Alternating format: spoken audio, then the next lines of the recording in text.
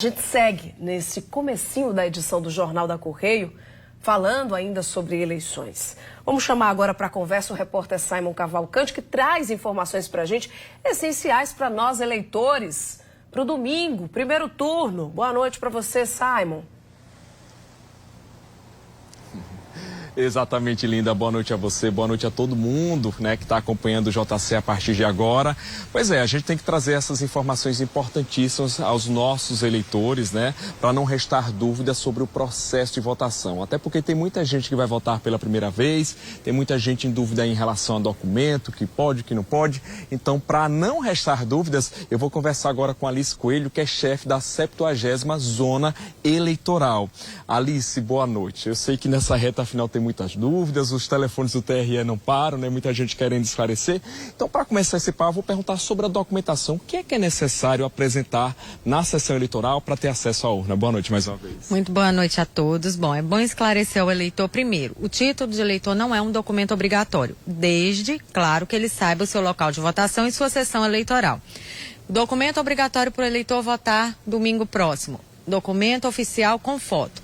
Seja a carteira de identidade, a carteira de trabalho, a habilitação. Então, todos esses documentos vão habilitar o eleitor a seguir para a urna eletrônica e depositar o seu voto no próximo domingo. E quem não está achando o título, né, e não sabe a sessão, a dica é baixar o e-título, né, que é a versão digital. Exatamente. O e-título, ele tanto serve como um documento oficial com foto na forma digital, como também tem várias informações para o eleitor onde ele pode se orientar, como o local de votação, a sua sessão, como chegar no seu local de votação. Então, é bom o eleitor ficar atento, porque no domingo o eleitor não vai poder baixar o e-título.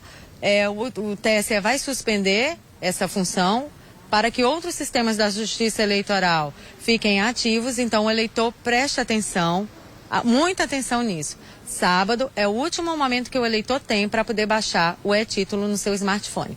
Agora, Alice, então aquele outro eleitor que não sabe onde está o título, não tem familiaridade com o smartphone, não consegue baixar esse documento, como é que ele faz para saber onde é o local de votação? Até porque às vezes tem mudança, né? Claro, existe um serviço de atendimento ao eleitor de plantão.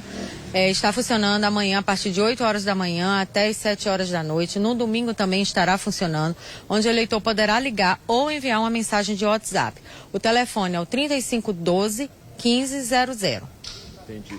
Bom, falando agora um pouquinho sobre a questão da votação, a gente já falou como ter acesso, mas o que é permitido nessa hora de votar? Em termos de vestimenta, celular é uma novidade, né? Pode até entrar, mas não pode chegar na cabine de votação. Explica pra gente. Exatamente. Em termos de vestimenta, o eleitor pode sim se dirigir ao seu local de votação com a camisa do seu candidato, com boné, com broche, enfim, desde que ele permaneça com essa manifestação silenciosa. Então, o eleitor ele não pode, em momento algum, começar a externar, verbalizar a sua preferência do seu candidato, falar de política, pedir voto, aglomerar. Então, isso aí está realmente proibido. Com relação ao celular, também está havendo uma grande confusão. Até porque o eleitor, ele vai poder entrar, ele vai poder ter o seu e-título baixado no seu smartphone. Então, seria uma incoerência se ele não pudesse acessar a sessão eleitoral com o telefone. Então, o eleitor, ele pode entrar sim no local de votação, ele pode entrar sim na sessão eleitoral com o seu telefone. O que ele não vai ser autorizado é se dirigir para a urna eletrônica portando esse equipamento.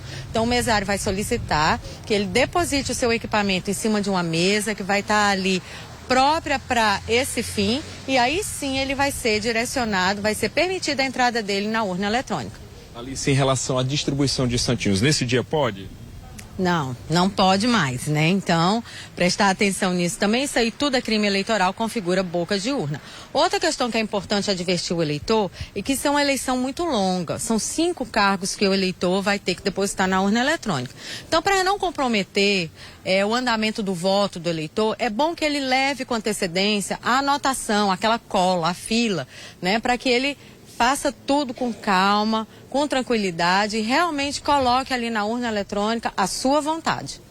Alice, bom, agora falando um pouquinho da urna, né? A gente sabe que a gente está com um modelo novo, né? Aqui, especialmente na região metropolitana, o eleitor já vai ter contato, mas todas, na verdade, tem a questão da acessibilidade. Explica pra gente, para as pessoas com deficiência, o que é que ela oferece para que esse eleitor consiga votar com tranquilidade? A urna, ela está bem acessível, então a urna, ela fornece a possibilidade do eleitor votar utilizando o fone de ouvido, onde ele vai poder escutar as teclas que ele está digitando, para ele poder ter a certeza de que é aquele número mesmo que está sendo depositado na urna eletrônica.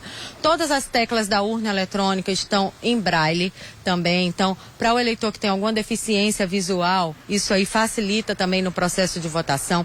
E a grande novidade da urna eletrônica para essa eleição é a janela em Libras, onde existe uma pessoa se comunicando com o eleitor na linguagem de Libras, comunicando ao eleitor qual é o cargo que naquele momento está sendo disponibilizado para ele votar. Alice, nesse novo equipamento, né, tem uma diferença, uma novidade que é um tempo maior para aparecer para o eleitor, na verdade, confirmar aquele voto. Explica isso pra gente, porque isso está sendo motivo de fake news, que anda espalhando. Explica pra gente o que foi essa mudança. Isso, existia uma reclamação muito grande em eleições anteriores, porque o eleitor digitava, às vezes, rapidamente o número do seu candidato, e quando ele ia visualizar a tela da urna, já tinha passado para a próxima tela, para o próximo cargo. Então, a Justiça Eleitoral corrigiu essa questão e agora, para essa eleição, no momento que o eleitor digitar o número do candidato, vai haver um delay de mais ou menos 1 segundo, que é justamente o tempo que o eleitor deverá olhar para a tela, confirmar o voto que foi depositado, olhar a foto do candidato, o número, o nome do candidato, e só então ele vai poder apertar a tecla confirma. Ou seja, se ele digitar rapidamente e já confirmar, então e não vai valer esse comando, ele tem que esperar a foto aparecer, aí sim o comando do confirma vai,